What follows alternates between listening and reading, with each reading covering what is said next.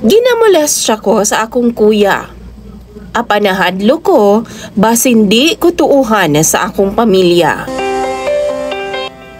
Maayong adlaw kanimo DJ Sam, ingon man sa imuha mga viewers o followers. Tawagan na lang di ay ko og itago sa pangalang Jinjin. 17 anyos pa lang ko DJ Sam, samtang akong kuya naglakaw na og 21 anyos. Stepmom day na ako tong unang nagpada sa imuha, nga isa pud sa biktima sa ako ang kuya. Human giwi-wi ang iyahang atubangan o iyang bilahan sa akong kuya.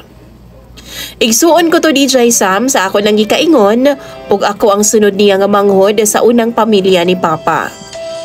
Tungod na minyo naman ang akong papa sa lain ug akong mama na minyo na sab ug doon na napoy mga anak. Maong wa milaing choice kundi makipuyo na lang sa akong papa. Buutan man hinuon ang akong stepmom. Ginaatiman mi niya sa akong manghod. Bantay sarado pud mi DJ Sam kung naami didto sa iyahang puder.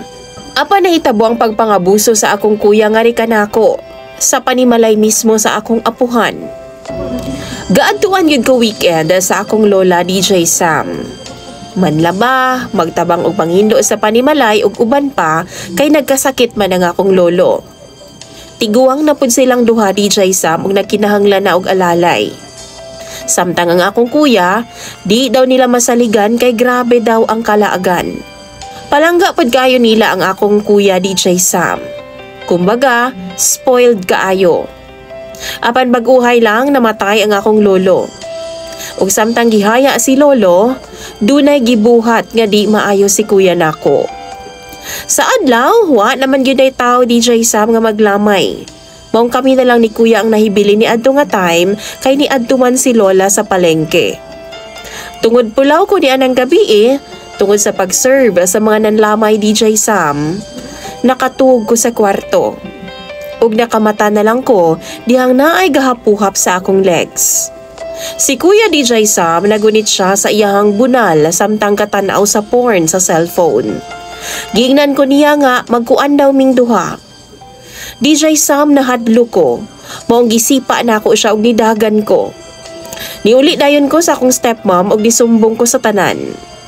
DJ Sam gusto ni stepmom nako nga isumbong namo sa among pamilya. Pero naa pa mi sa problema karon. Dili lang kana ang experience nako sa akong maguwang nga lalaki. Elementary pa lang ko ni adto nga time. Samtang si kuya tulo ka tuig lang ang among gap. Naa siya ato sa grade 7. Ako naa sa grade 5 DJ Sam. Gisugdan ako niyag binastos. Kanang samtang matug bitaw ko DJ Sam, hilam-hilamon niya nga akong private part ug magjakul siya. Atubangan sa akoa.